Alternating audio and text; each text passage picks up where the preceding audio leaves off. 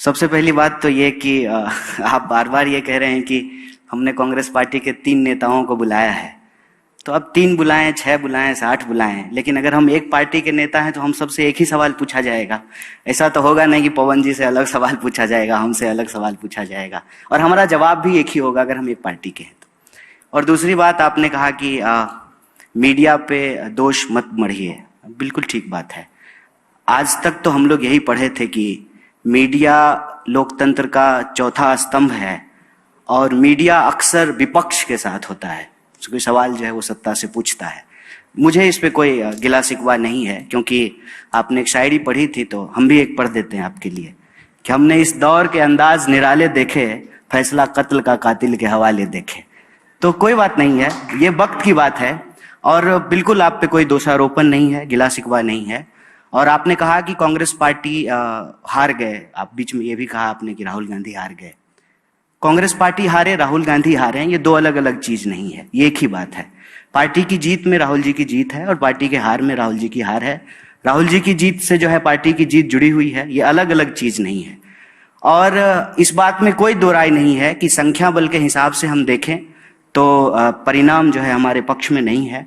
और आपने बिल्कुल सही आंकड़ा दिया है कि जो हिंदी पट्टी है उसके ज्यादातर राज्यों में बीजेपी की सरकार है। बिल्कुल ठीक बात है, फैक्ट है। सवाल यह है कि इस देश में भारतीय राष्ट्रीय कांग्रेस एक पार्टी है जो कई सालों तक सत्ता में थी, सरकार में थी। उससे पहले जो है आजादी के आंदोलन में हिस्सा ली, देश को आजादी दिलाई, और अभी विपक्ष में है। ये एक स्वाभाविक प्रक्रिया है। जो खेलता है तो कोई हारता है, कोई जीतता है, इसमें कोई दुर्भावना वाली बात नहीं है। लेकिन मैं आपको इन सब चीजों के अलावे विशेष रूप से इस बात का धन्यवाद देना चाहता हूं कि आप गारंटी शब्द लेकर के आए। और जो प्रश्न आप हमारे दोनों वरिष्ठ नेताओं से पूछ रहे थे, और पवन जी को बोलने का हमसे ज्यादा बिल्कुल हक है क्योंकि वो हमारे मीडिया चेयरपर्सन हैं, मीडिया डिपार्टमेंट को हेड करते हैं, तो स्वाभाविक रूप से उनको ज्यादा बोलना चाहिए। लेकिन हम आए हैं यहाँ पे इनके साथ इसलिए कि हमारे पास आज इस देश को देने के लिए एक अल्टरनेटिव है, एक मॉडल है। और आपने चाहे मतलब ट्रोल करने के लिए ही सही या आरोप लगाने के लिए सही, आपने एक बड़ी अच्छी शब्द का इस्तेमाल किया कि कांग्रेस पार्टी की गारंटी की वजह से कर्नाटका में हमको जीत मिली।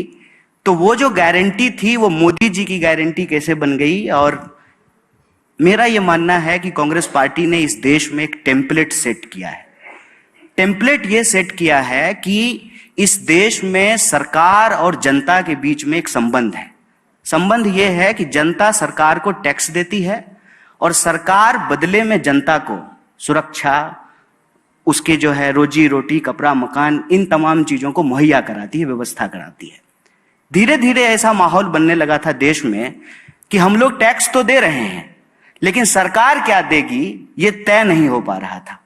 और मुझे बड़ी इस बात की खुशी है कि जीत किसी की हुई हो, मुख्यमंत्री कोई बना हो, लेकिन एक बात हम सबको मुक्त कंठ से स्वीकार करना चाहिए कि एक बार फिर से लोक कल्याण, वेलफेयरिज्म इस देश की राजनीति के केंद्र में आया है। पहले क्या था ना कि दिन भर हिंदू मुसलमान की बहस में रोजी रोटी, कपड़ा, मकान कहीं छुप जा रहा था। अब तो ये बहुत अच्छा हुआ ना अंजना जी कि हमने कहा कि हम 500 में सिलेंडर देंगे, मोदी जी ने कहा कि हम 450 रुपया में देंगे।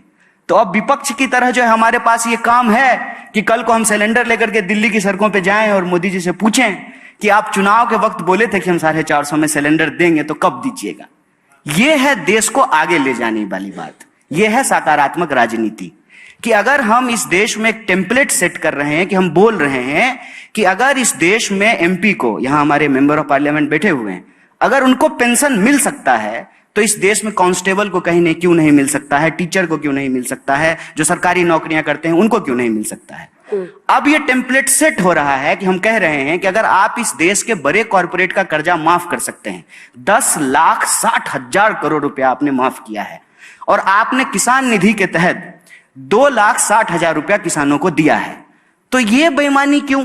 देश के मुट्ठी भर जो है उद्योगपतियों को, व्यापारियों को आप 10,60,000 करोड़ रुपया दे रहे हैं और देश के किसानों को मात्र 2,60,000 करोड़। तो मेरा मानना है कि जीत किसी की भी हो, अल्टीमेटली इस चुनाव में और इस चुनाव के बहस में एक एजेंडे की जीत हुई है। और ये वो एजेंडा किसका है? वो एजेंडा है सरकार के तौर पे आपकी जिम्मेवारी क्या है। जनता के तौर पे किसकी भागीदारी हो रही है और किसकी भागीदारी नहीं हो रही है। महिलाओं को चाहे डायरेक्ट कैश ट्रांसफर हो, उनका खाता खुलना हो, सबको पक्का मकान दिलाना हो, 5 किलो अनाज हो, तो ये तो पुराने नेता हैं कांग्रेस के, आपको बताएंगे। इसमें से कोई ऐसी योजना नहीं है जिसकी नींव कांग्रेस पार्टी के द्वारा नहीं रखी गई। इंदिरा आवास योजना के तहत गरीबों का पक्का मकान बनाया जाता था। पीडीएस सिस्टम के तहत जो है गरीबों को जो है अनाज दिया जाता था।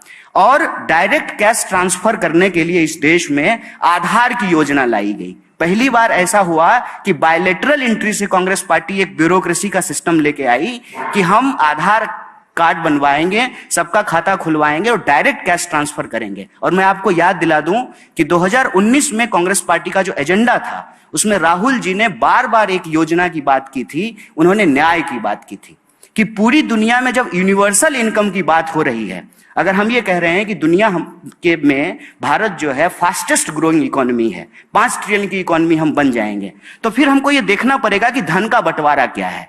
जैसे अगर हम ये देखेंगे ना, अगर हम आज तक चला रहे हैं मान लीजिए, या ललन टॉप चला रहे हैं, तो अंजना जी को कितना सैलरी मिल रहा है, और अंजना जी का दफ्तर साफ करने वाला जो स्वीपर है उसको कितनी सैलरी मिल रहा है। एक अंजना जी की सैलरी में कितने ड्राइवरों को सैलरी मिल सकता है।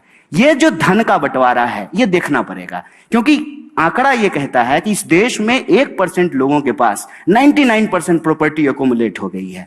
तो 99% जो लोग हैं उनके पास जो है दोबारा रोजी के लिए, रोजगार के लिए, शिक्षा के लिए, कपड़े के लिए, उनके बच्चों के जो है भविष्य के लिए सरकार क्या उपलब्ध कराएगी। और मैं बहुत खुश हूं इस बात से, चुनावी परिणाम जो भी हो, कि एजेंडा कांग्रेस पार्टी का जीता है।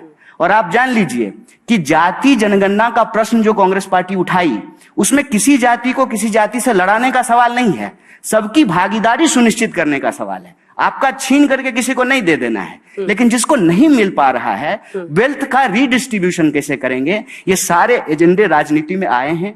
देश के नौजवान इस पे बात कर रहे हैं। और विपक्ष ने जो यह सवाल उठाया, जो गारंटी की बात की, फ्री बिजली देंगे, महिलाओं को फ्री बस यात्रा कराएंगे, 500 रुपए में सिलेंडर देंगे, डायरेक्ट कैश ट्रांसफर करेंगे, किसानों का कर्जा माफ करेंगे, जो लोन लेकर के स्टूडेंट पढ़े हैं उनका लोन कम करेंगे, रोजगार की गारंटी करेंगे, यूनिवर्सल इनकम के आधार पर न्याय योजना लेकर के आएंगे।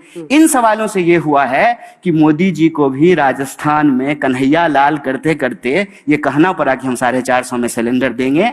और जब एक बार मोदी जी ने कह दिया तो जो सवाल पूछ रहे थे प्रमोद जी, वो सवाल अब हम भी पूछ सकते हैं फिर से कि आपने तो कहा था कि हम 15 लाख आपके खाते में पहुंचाएंगे, हर साल 2 करोड़ नौकरी देंगे, आपने कहा था कि 2022 तक पक्का मकान बना देंगे, बुलेट ट्रेन कब चलेगा। तो देश के लोगों का सवाल राजनीति के केंद्र में रहेगा। और हमारा मानना है कि इस परिणाम को ऐसे देखना चाहिए कि कांग्रेस पार्टी ने जो टेम्पलेट सेट किया है इस देश में वेलफेयरिज्म का, भागीदारी का, सबके न्याय का, उसकी जीत हुई है। कर्नाटक आप जीतते हैं तब लोकतंत्र की हार नहीं होती है, आप हिमाचल जीतते हैं तो लोकतंत्र की हार नहीं होती है, वहां आपको ईवीएम नहीं जिताता है, लेकिन अन्य राज्यों में जरा कन्हैया जी आपने ऐसी टिप्पणी की, जब हम कर्नाटक जीतते हैं, भाजपा कर्नाटक हारती है, तो किसकी हार होती है? नहीं साहब, तब मोदी जी की हार नहीं होती। तब अंजना जी के मुंह पर ऐसे शिकन्ने आ जाती है जब उनको कहते हैं मोदी जी हार गए। नहीं साहब, मोदी जी नहीं हारे, पवन जी कर्नाटक के मुख्यमंत्री हारे हैं। पवन जी एक सेकंड नहीं, एक सेकंड अब आपको सुनना होगा, क्योंकि आप ये ये स्टेज आप हाईजैक नहीं कर सकते। आई एम सॉरी, नहीं आप हाईजैक कर रहे हैं, आप हाईजैक कर रहे हैं, क्योंकि वहां पर मुख्यमंत्री के चेहरे पर बीजेपी चुनाव लड़ी थी। की शाम को कहते हैं कि मुख्यमंत्री के चेहरे पर चुनाव लड़ी हार जाती है, लोकसभा में कोई असर नहीं पड़ेगा। जब असली रिजल्ट आता है तो कहते हैं साहब आज अच्छा हुआ, लगता है पवन जी को बाकी चैनलों पे मौका मिल नहीं रहा है, तभी माइक नहीं छोड़ रहे हैं यहाँ पे, अच्छी बात है। तो लेकिन पवन जी अपनी आवाज इतनी मजबूत करिए कि जनता आपकी बातों को समझे, उसके बाद स्वीकारे भी। खाली यहाँ पर आकर सोच रहे हैं कि 4-5 बैट बॉल खेल लूंगा, अगर मीडिया हस्तक्षेप बंद कर दे तो जनता हमारी बात सुनने को तैयार है। नहीं करता है, आप नहीं सुनने दे रहे। साक्षी है कि 3 यहाँ पर कांग्रेस के नेता बैठे हैं, प्रमोद तिवारी जी और कन्हैया जी को आप बोलने नहीं दे रहे हैं। हम इंतजार करते, ले आइए 6 भाजपा वालों को।